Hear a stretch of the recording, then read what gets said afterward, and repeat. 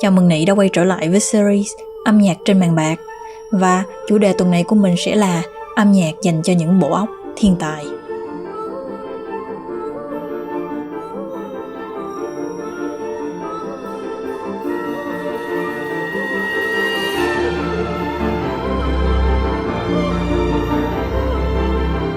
Một trong những khó khăn khi sáng tác nhạc phim cho một thiên tài là việc truyền tải sự xuất chúng diễn ra trong tâm trí họ. Việc miêu tả sẽ đơn giản hơn với những thiên tài trong lĩnh vực nghệ thuật, chẳng hạn như Mozart.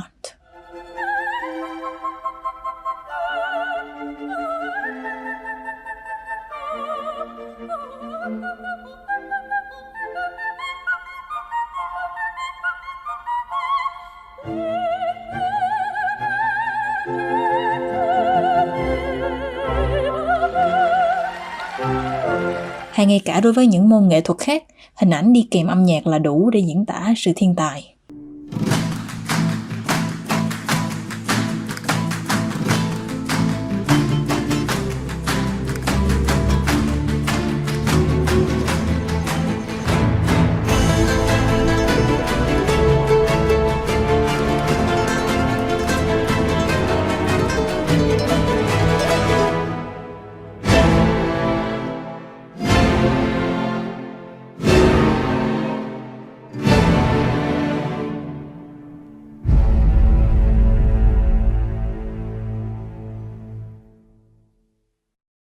Tuy nhiên, đối với những bộ óc khoa học thì sao? Ở đây chúng ta đang nói về thiên tài tầm cỡ như Einstein, Hawking hay gần đây nhất là Oppenheimer.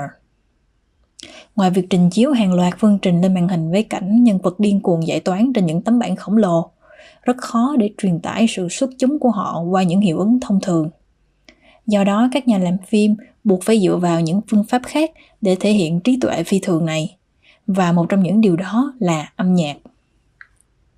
Âm nhạc ở đây không chỉ tăng cường cảm xúc dựa trên những gì đã thấy trên màn hình, mà nó còn kéo chúng ta vào đời sống nội tâm của một nhân vật, kể cho chúng ta nghe cái cách mà tâm trí của nhân vật ấy vận hành, điều mà hình ảnh không thể truyền tải. Giờ mình sẽ bắt đầu với yếu tố đầu tiên của một bộ óc thiên tài, đó là tốc độ suy nghĩ.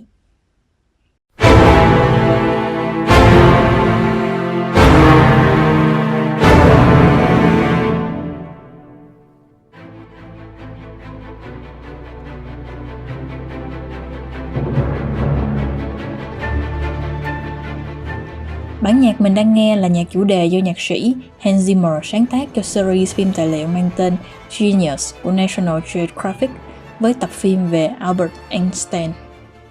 Mở đầu bằng một cơn bão được tạo ra bằng nhạc cụ dây, sau đó là tiếng violin và piano cùng hòa tấu những hợp âm rải liên tục. Mặc dù chỉ là một đoạn nhạc ngắn, nhưng như vậy cũng là quá đủ để diễn tả tốc độ suy nghĩ và sức mạnh trí tuệ của một thiên tài.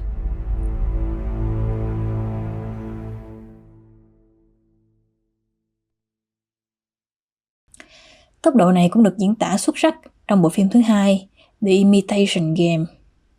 Bộ phim kể về nỗ lực của nhà toán học Alan Turing trong việc phá giải mã Enigma của Đức Quốc xã trong Thế chiến thứ hai. Alan Turing, one of the best mathematicians in the world. Welcome to Enigma. Turing không chỉ là một thiên tài làm việc với áp lực khủng khiếp trong giai đoạn tồi tệ nhất của chiến tranh, mà còn là một người đồng tính, sống trong một thời kỳ thiếu sự khoan dung. Soạn nhạc cho bộ phim là nhạc sĩ Alexandre Desplat. Để làm nổi bật bộ óc thiên tài phi thường của Turing không hề dễ dàng, nhất là khi ông chỉ viết nguệch ngoạc các phương trình và không nói gì.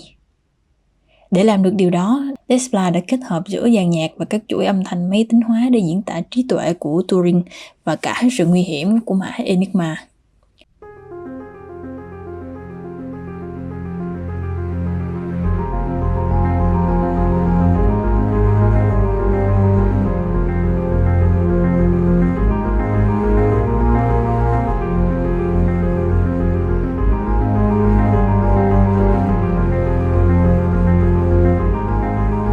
Dù là một bộ phim về chiến tranh nhưng nhân vật chính vẫn là Alan Turing và âm nhạc xoay quanh ông ấy, xoay quanh cách mà ông ấy dồn hết bản thân mình vào thế giới và cách ông đối mặt với những điều phũ phàng từ thế giới ấy.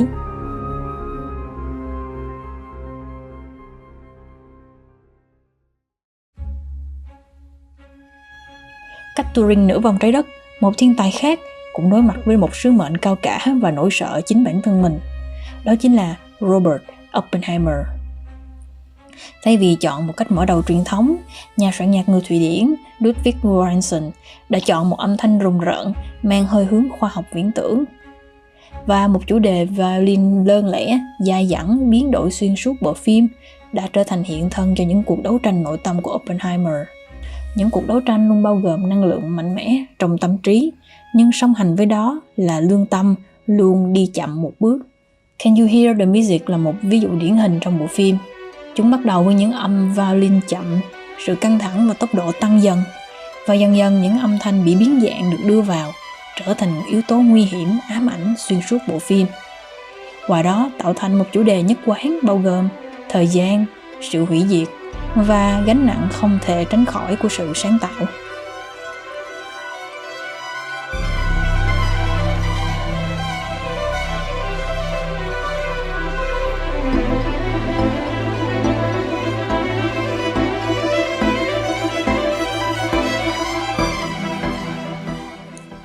Gánh nặng này đồng thời đưa mình đến yếu tố thứ hai, đó là bản chất phức tạp của một thiên tài. A Beautiful Mind là một bộ phim dựa trên câu chuyện có thật về John Nash, một thiên tài toán học mắc bệnh tâm thần phân liệt. Nhạc phim được tạo nên từ một nhà soạn nhạc trứ danh khác là James Horner, tác giả nhạc phim của Titanic. Một trong những mục tiêu chính của Horner khi sáng tác nhạc nền cho A Beautiful Mind không chỉ là ghi lại mạch cảm xúc tự nhiên của phim, mà quan trọng hơn cả là chuyển hóa khả năng tư duy thiên tài của Nash thành âm nhạc. Bản nhạc chủ đề của phim là bản A Kaleidoscope of Mathematics, kính vạn hoa toán học. Bản nhạc phản ánh quá trình suy nghĩ logic và rời rạc của Nash, tiết lộ đầu óc phi thường và cả những ảo giác của ông. Chủ đề mở đầu bằng giọng nữ cao như một tiếng nói không có thật.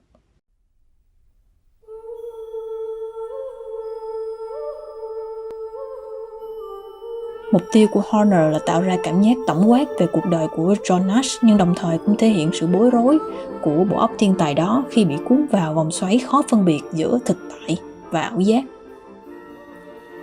Chủ đề này được phát triển xuyên suốt bộ phim, xuất hiện cả ở những phân đoạn buồn bã lẫn đen tối, cũng như khi Nash và vợ hạnh phúc bên nhau.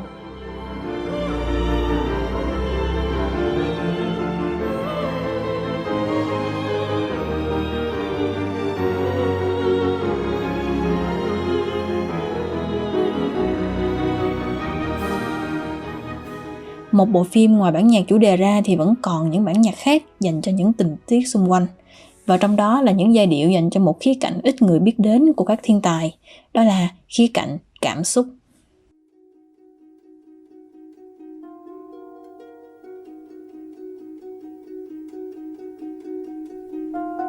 Đã là con người thì sẽ có cảm xúc, đối với những thiên tài cũng vậy. Ví dụ như Oppenheimer vẫn có những đoạn nhạc tình cảm khi ông ở bên người mình thương. Alan Turing và John Nash cũng thế.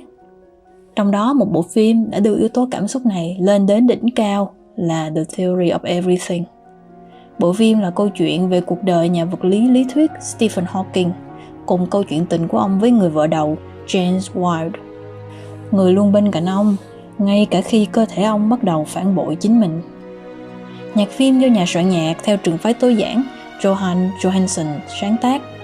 Âm nhạc ở đây được sáng tác cho một dàn giao hưởng đầy đủ, nhưng không bao gồm bộ đồng, do đó nó sẽ nhấn mạnh vào đàn dây, piano, sáo và đàn hạt nhiều hơn. Nhạc phim đã mang lại cho tác phẩm rất nhiều cảm xúc, từ niềm vui khám phá khoa học, sự tôn vinh trí tuệ, đến niềm đam mê cho tình yêu đầu đời và sự thất vọng trước sự suy yếu thể chất. Và phần cuối phim là sự tổng hòa của những yếu tố này, tạo nên một hành trình cuộc đời của Hawking với sự cân bằng giữa cảm xúc và trí tuệ.